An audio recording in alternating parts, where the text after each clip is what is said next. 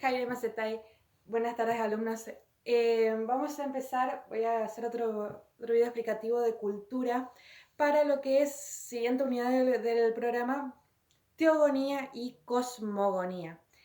Quiero contarles que en realidad estaba muy emocionada por dar este tema porque no existe en internet ningún cuadro que sea realmente fiel a lo que es el libro La mitología de la teogonía, es decir, un cuadro donde de verdad estén todos los dioses y estén bien sus relaciones. Como son muy complicadas las relaciones entre los dioses se mezclan entre generaciones, bueno, está Zeus, por supuesto, tienen relaciones entre los parientes de los dioses. Es muy difícil armar un cuadro donde se junten y se crucen bien todas las flechas. Entonces yo tenía la idea de hace mucho tiempo quería hacer un verdadero cuadro de teogonía para el curso y yo decía, este grupo de cuarto voy a poder hacer realmente, tenemos las condiciones para hacer este cuadro y no se va a poder hacer, bueno, por la situación en la que estamos, pero de todas formas vamos a dar al tema y vamos a darlo bien y vamos a explicar. Así que en sí estoy contenta de haber tenido yo también la posibilidad de hacer, aunque es un poco rebuscado el cuadro, ustedes verán, pero de sentarme a pensar cómo unir a los dioses. Recuerden que para ver este video tienen que haber investigado ya la historia porque, como verán, el cuadro está muy mezclado y yo les voy a ir contando, pero son muchos personajes, son muchos detalles, para que no se pierdan, mucho mejor tenerlo ya leído. Porque además voy a dar las interpretaciones y los símbolos, entonces quizás se vuelva un poco complejo. Pueden tener en apunte de cuadro algunas respuestas, otras son de narración. Y lo que yo tengo en el cuadro mayormente son todos nombres griegos, que les voy a ir traduciendo. De la teogonía, por supuesto, como de los distintos mitos griegos, hay varias versiones. La que nosotros vamos a trabajar, nos basamos mayormente en esto, en el libro Teogonía de Hesíodo. Hesíodo fue un poeta del siglo VII a.C., que él cuenta que recibió la visita de las musas y las musas le contaron cómo surgió el mundo. Esto para los griegos podría ser poesía religiosa, en tanto que él cuenta historias que son religiosas para ellos, que son sagradas, pero para nosotros ya es mitología. Así que mayormente nos vamos a pegar a esta versión.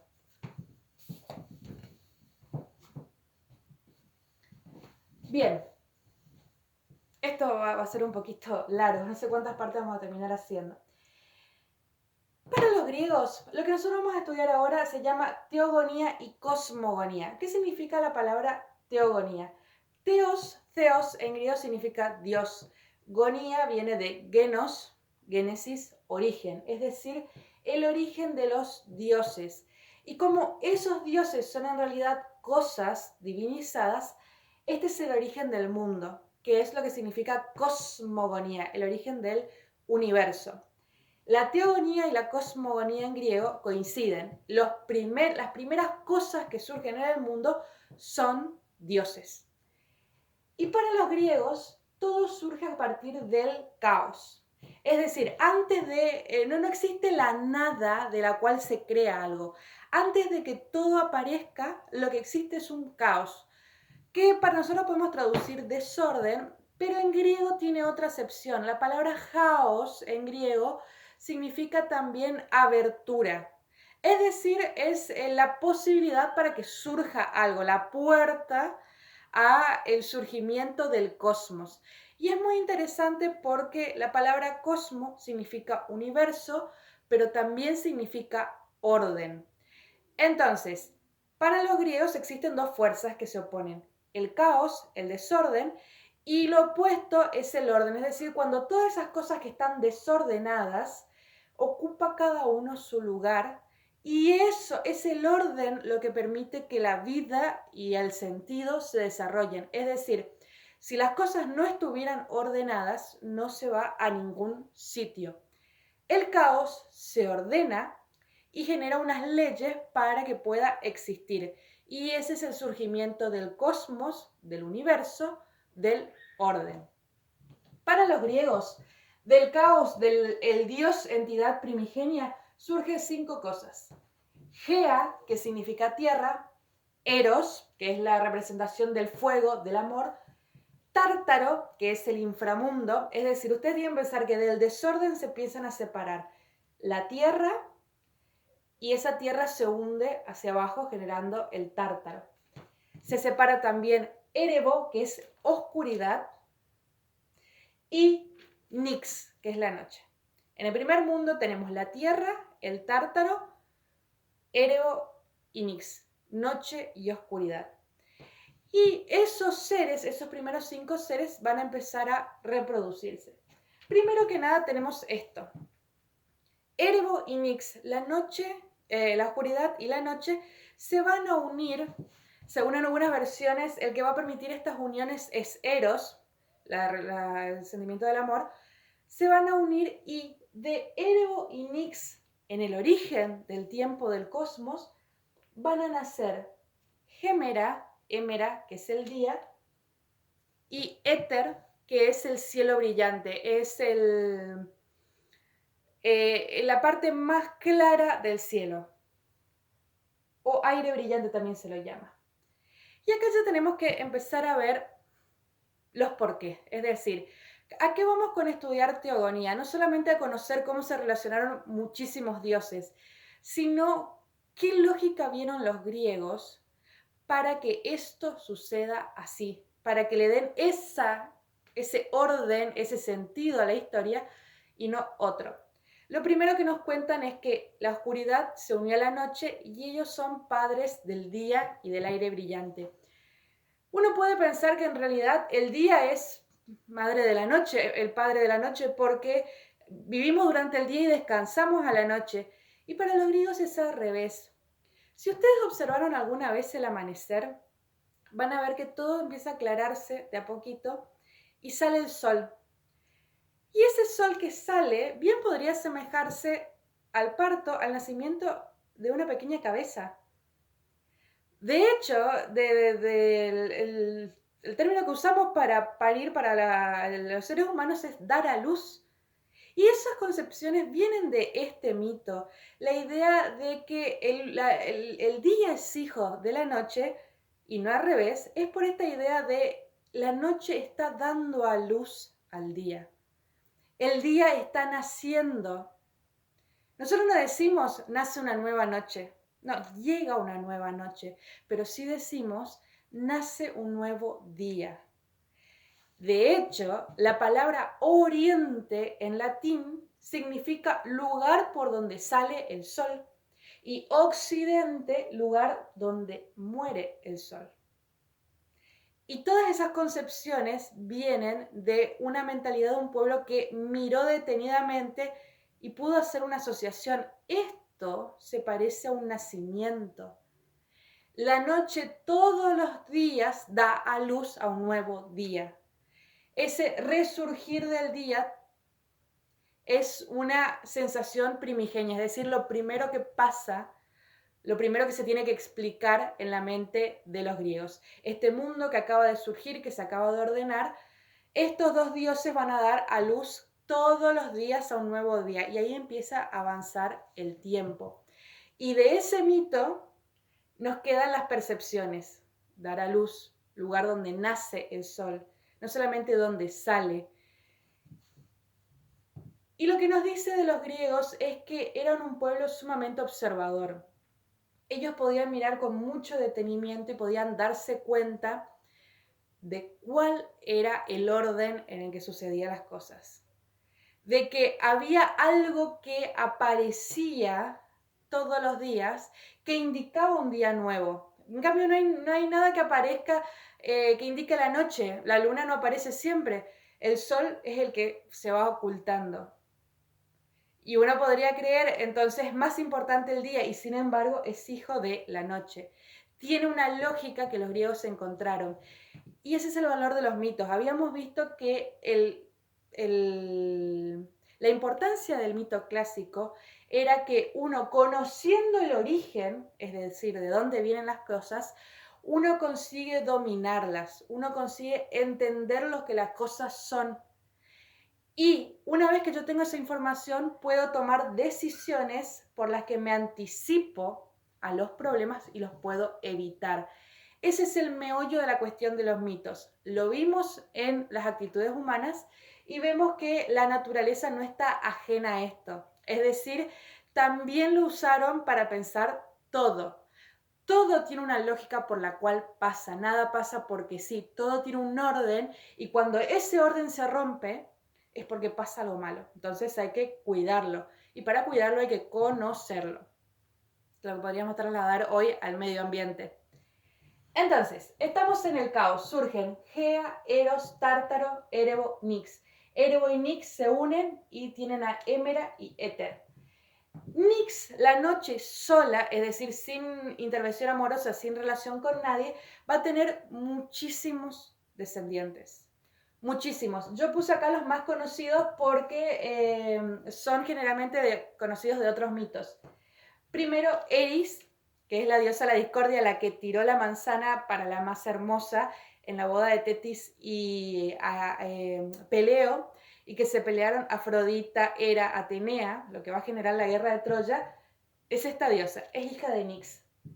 Discordia. Después, Némesis, que es la venganza, cuando uno dice tengo un némesis, tengo un enemigo. Hipnos, que es el sueño. Tánatos, ¿se acuerdan de que había ido a buscar a Sísifo? Tánatos, la muerte, es hijo de Nix, sin intervención amorosa. Las Hespérides, que son las ninfas que cuidaban las manzanas doradas. Geras, la vejez, el sueño, la muerte, la vejez. Apate, que es la indiferencia. Y Momo, que es el engaño. Algunos nombres más comunes, pero en sí todo lo que es la perdición, el desencanto, el miedo, el terror, todas esas emociones negativas, por así decirlo, según los griegos, nacen de Nix. Estas son algunas muy comunes: himnos, tánatos, némesis, geras, la vejez, son todas palabras griegas. Y podemos entender, a ver, ¿por qué la noche da lugar a todo esto? Piensen ustedes que a la noche, sobre todo en la antigüedad donde no había luz, no había mucho sistema de iluminación, a la noche uno estaba cubierto. Es decir, era muy probable que si uno hiciera algo malo, no fuera descubierto, no fuera encontrado. Entonces, cuando uno está protegido en su identidad, piensen si se anima a hacer cosas que a plena luz del día no lo haría. Entonces, Nix, la noche, la que todo lo cubre, la que todo lo tapa, la que todo lo encubre, genera esas emociones malas en los seres humanos. Hoy en día tenemos muchas cosas para hacer de noche que están mal, que despuntan vicios, que despuntan horrores. Entonces, que a uno de día no las hace, uno de día es trabajador y decente. Y de noche se notan algunas cosas que no se ve porque Erebo está oscuro. Ese pensamiento de los griegos de ver que la noche cubre y permite que el hombre saque lo peor de sí, lleva al mito de que de noche está la venganza, de noche por supuesto que está el sueño, de noche está la muerte, la noche de la vida es la vejez, de noche está la indiferencia, yo no quiero hacer más nada, de noche puedo engañar porque estoy cubierta. Muy bien, entonces tenemos algunos descendientes de la noche. Gea, por su parte, la Tierra, se va a seguir dividiendo conforme al cosmos, al orden. Y va a salir de Gea Urano, Ponto y las montañas. Es decir, la Tierra, que es una cosa, que es nuestra Tierra, pero es una diosa, se va a separar en la Tierra con el agua, el Ponto, que va a ser el mar, va a tener las montañas, las formaciones, y de Gea van a ser el cielo, que es Urano. Ya vamos a llegar un poquito con Urano. Me voy a detener en Ponto. Quiero señalar un par de descendientes de Ponto. Del dios Ponto, que es el mar, tiene muchísima descendencia Ponto, tiene muchos hijos y a su vez muchos nietos, pero quiero marcar algunos de los más famosos que aparecen en otros mitos. Ponto es padre de Nereo, un anciano del mar. Nereo es padre de las Nereidas, que son 50 diosas, Y las marco porque una de esas Nereidas es Tetis, la madre de Aquiles. Son diosas del mar. Y Ponto también es padre de Forcis y Ceto, que son dos divinidades acuáticas. Y Forcis y Ceto, por eso lo escribo acá, van a ser padres de ciertos monstruos muy conocidos por ustedes. Voy a anotar acá.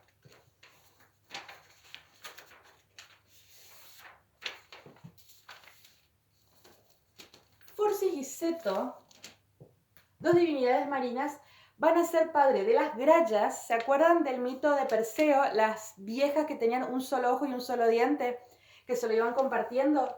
Las diosas viejas son las grallas.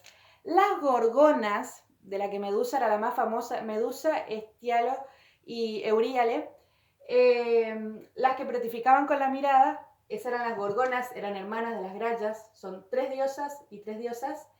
Equidna, que es una mujer con cola de serpiente, y Tifón, que es un tornado que lanza fuego.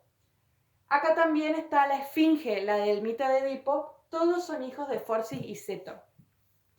Hay una concepción no solo dentro de la mitología griega, sino que esto es común a muchas mitologías del mundo.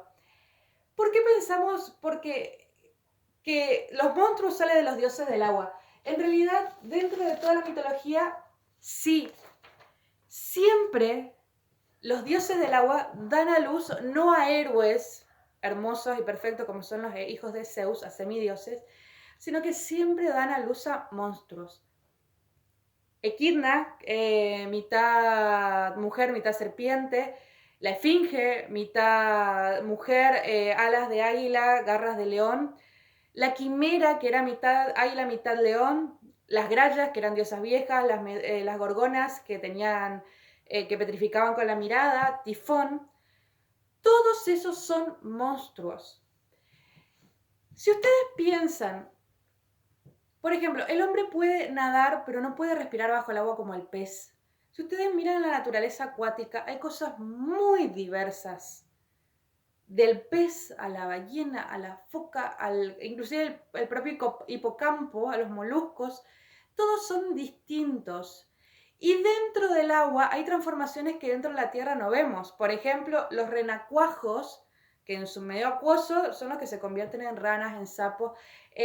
Los axolotls, que se convierten en salamandras. Es decir, había una idea de que el agua es el elemento del cambio.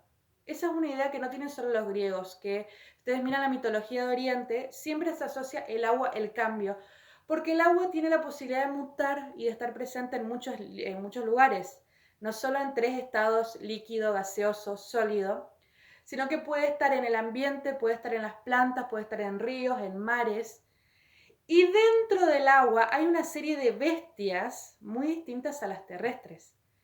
Y dentro del agua suceden cambios que no pasan con los seres humanos, los mamíferos. Generalmente los mamíferos, las aves, nacen y permanecen igual, aumentan de tamaño, pero no cambian su forma como si los cambian algunos anfibios. Esos cambios son los que vieron los griegos y por eso en general toda la mitología, los hijos de los dioses del mar siempre son seres híbridos. Seres mitad esto, mitad lo otro. Seres que no son humanos, aunque sus padres son humanos. Poseidón es padre de Tritón, que es el equivalente a las sirenas, podríamos decir. Poseidón, si ustedes recuerdan, cuando él vio a la Medusa, una de las gorgonas, de ahí nacen un caballo, Pegaso, caballo alado, y un gigante, Crisaor. Poseidón es padre con una ninfa, es decir, los dos tienen forma humana, de un cíclope, de Polifemo. Entonces, ¿de dónde explicamos esto? Del hecho de observar que dentro del agua evidentemente hay cambios mucho más extraños, podríamos decir, que en lo que es tierra. Y eso ha llevado a la concepción de que el agua es el elemento del cambio, el elemento de la mutación, de la metamorfosis. Y se ve en la mitología. Quería señalar entonces, los monstruos de la mitología griega vienen de esta unión. Forcis y Ceto, es decir, son todos nietos del Ponto. Y finalmente tenemos el último hijo de Gea, Urano, el cielo, que se va a unir con Gea y van a ser padres de distintos dioses. Urano es el dios del cielo. Y uno podría decir, a ver, el cielo está arriba de la tierra, por lo tanto, Urano debería ser el padre de Gea. ¿Qué vieron los griegos para pensar que Gea podría ser la madre del cielo? Si ustedes miran, sobre todo en los días fríos, que hay esta niebla que se va evaporando, la Tierra a veces emana vapor, la Tierra tiene neblina. Podemos ver como si parecieran nubes, no son nubes por supuesto, pero parece que hay nubes que han bajado, o mejor dicho, nubes que la Tierra respira y que finalmente suben, esa pequeña niebla, que se parecen mucho a las nubes que después se forman arriba. Entonces, cuando los griegos veían eso, podían imaginarse que era la tierra la que estaba dando a luz a su hijo, el cielo, que salía vapor de la tierra, que salía neblina, que había niebla dentro de la tierra, y después esa niebla desaparecía, pero aparecían nubes, entonces podía pensarse que ese vapor subía hasta las nubes, y ahí se formaba el cielo. Jamás hemos visto que del cielo caiga tierra. Entonces, aunque el cielo está arriba, nunca se le hubiera ocurrido a los griegos pensar que el cielo es el padre de la tierra, pero siempre vemos evaporación y vemos nubes. Un poco parecido al ciclo del agua, pero estoy hablando de la tierra, así que podemos pensar que se asocia ese vapor y dice, esto no es vapor, esto no es niebla. Gea está dando a luz al cielo. El cielo se va a formar, se van a formar nubes, se van a amontonar las nubes, va a cubrir a la tierra y se va a unir a ella por deseo del dios Eros. ¿Cómo se une el cielo a la tierra? ¿Cómo fecunda el cielo a la tierra para que tengan a sus hijos? ¿Qué ven los griegos? Cuando llueve, las plantas crecen, las plantas florecen. Debe ser que el dios del cielo está fecundando a la diosa de la tierra. Y de esa manera se genera el nacimiento. Esa lógica es la que ven los griegos. Es decir, ellos miran la realidad con mucho detalle. Ellos se dan cuenta de que la lluvia produce cambios en la tierra. Se dan cuenta de que sale vapor de la tierra, de que hay niebla parecida a las nubes. Y le buscan una lógica. Porque ellos no lo pueden explicar desde el ciclo del agua físico, no pueden explicar desde la humedad, desde la presión atmosférica, no pueden explicar desde los componentes químicos los cambios que hay en las moléculas, en las células de los árboles con la humedad, con la lluvia. No pueden recurrir a esos ejemplos. Entonces buscan la lógica en la mitología, pero es una lógica muy buena, muy cerrada, porque pueden asociar perfectamente que al estar lloviendo, no está lloviendo como tal, es la fecundación de Urano a Gea. Es decir, esa realidad que nosotros ahora van a ver todos los días una lluvia y se van a acordar de este mito, y no sé si les va a gustar o no, pero lo van a ver con ojos griegos y se van a dar cuenta de que no solo está lloviendo, de que se está produciendo vida, de que es parte del ciclo de la vida, de que hay una relación entre el cielo y la tierra y eso eleva algo tan cotidiano como puede ser la lluvia, el día, lo eleva a un nivel de poesía que es precioso para los griegos porque podemos decir que lo vuelven importante. El hecho de, sí, no solamente llueve, sino estoy dándome cuenta de que llueve. Estoy atendiendo a lo que pasa a mi alrededor y no solamente dejo que pase, lo miro con atención. Me preocupo por lo que pasa, aunque sea un hecho tan insignificante y cotidiano. Esa lógica de pensamiento es la lógica que engrandece la mitología griega. En esta fecundación, yo no quiero usar otra palabra, pero yo creo que ya se están imaginando lo que quiero decir, que Urano fecunda a Gea mediante la lluvia, van a nacer una serie de dioses. Los titanes, hecatonquiros, gigantes y cíclopes. Los titanes son 12. Se usa el término titanes tanto para los 12 titanes o solo para los 6 varones, porque son 6 titanes y 6 mujeres, 6 titánides. Pero decir los 12 titanes es lo mismo. También se puede usar para ambos casos. Entonces tenemos 12 dioses titanes, los hecatonquiros, que eran dioses no que eran inmortales, pero eran gigantes de 100 brazos y 50 cabezas. Los gigantes, que eran seres de tamaños descomunales, y los cíclopes, que son de un solo ojo. En este primer nacimiento nacen 3 hecatonquiros y 3 cíclopes. Hay muchos más cíclopes, pero no todos son de la unión de Gea y Urano en este primer momento. Y los titanes son Océano, Seo, Hiperión, Jápeto, Crío, Crono. Y las titánides, es decir, las titanes mujeres, Tetis, Febe, Tea, Temis, Nemosine y Rea. Que algunos se van a unir entre ellos y otros no, se van a relacionar con otras diosas. Bien, antes de explicar un poco la relación entre los titanes, vamos a ver qué pasa. Vamos a contar la historia. Urano con Gea tienen a estos dioses. Los titanes no les generaban problemas a ellos porque eran antropomórficos, es decir, tenían forma humana. Los titanes son dioses ya con forma humana y con poderes. Pero los hecatonquiros, los gigantes y los cíclopes sí molestaban mucho a Urano porque los consideraban feos y desproporcionados. Entonces Urano va a decidir encerrarlos a todos adentro de Gea. ¿Qué significa esto? Debajo de la Tierra. Gea se va a molestar muchísimo con esto porque va a decir que se va a sentir hinchada, se va a sentir discriminada porque son sus hijos y además están dentro de ella, los están molestando y quieren salir, son gigantes todos. Entonces ella lo que va a pedir es a alguno de sus hijos de los titanes que ataque a Urano para que ella los pueda liberar. Solamente va a aceptar Crono. Crono o Cronos es lo mismo. Cronos va a decir que él se anima a atacar a Urano. Entonces Gea va a generar el metal, es decir, de la Tierra va a producir metal que Cronos va a formar en una hoz. La hoz es este instrumento, tiene esta forma que se usa para cosechar los campos, cosechar el trigo y de esa manera caen las espigas. Con la hoz que le da Gea, Cronos ataca a Urano y le cercena los testículos, lo que se llama la castración de Urano. Esos testículos van a dispersarse por el cielo porque Urano va a salir corriendo desesperado y la sangre de Urano va a caer en la Tierra, nuevamente en Gea, y van a nacer las melíades o mieles, que son las ninfas de los árboles, de los fresnos, y las eriñas.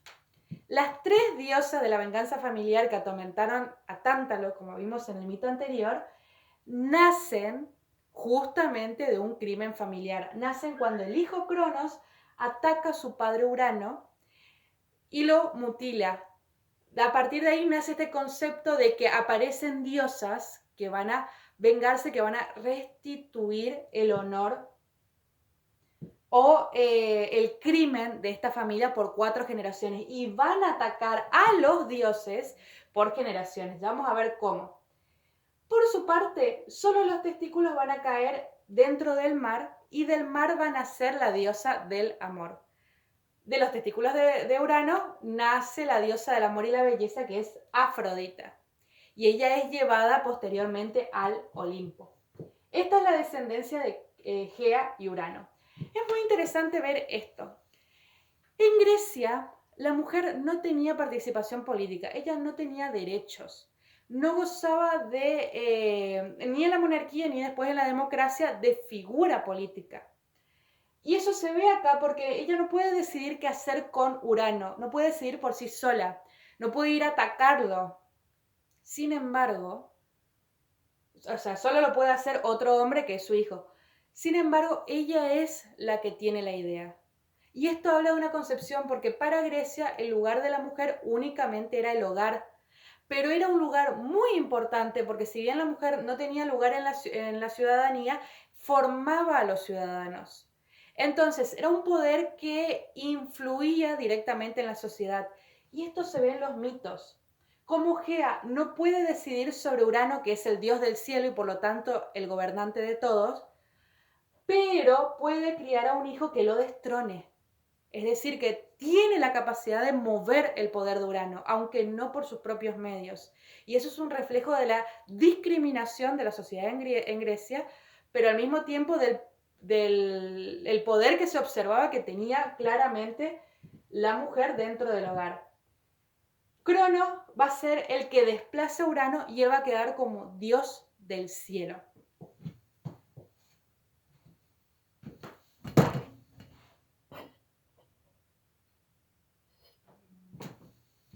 Bien, les voy a leer los 3 nombres de los hecatonquiros y los 3 nombres de los cíclopes, que voy a buscar el libro, y después vamos a ver quiénes son los titanes y qué poderes tienen. Los hecatonquiros, los de 100 brazos y 50 cabezas, se llaman Coto, Briareo y Giges, y los cíclopes se llaman Brontes, Estéropes y Arges. Entonces, hasta acá tenemos que del caos surgen Gea, Eros, Tártaro, Erebo, Nix. De la noche y la oscuridad surge el día, el aire brillante, y de la noche sola algunas emociones, algunos dioses. De Geas, en la tierra se separan el cielo, las montañas, el mar. El mar se va a reproducir en una serie de dioses y después de monstruos. Y Gea, fecundada por Urano, va a tener a los titanes, a los hecatonquiros, a los cíclopes y a los gigantes. Urano, al encerrar a los dioses dentro de Gea, Gea se va a sentir molesta y le va a pedir a sus hijos, de los cuales solo va a aceptar Cronos, destronar a Urano. Ese ataque va a generar el nacimiento de Afrodita, las mieles y las eriñas, las diosas de la venganza familiar. Y va a comenzar una sucesión de ataques entre los dioses hasta que lleguemos a Zeus.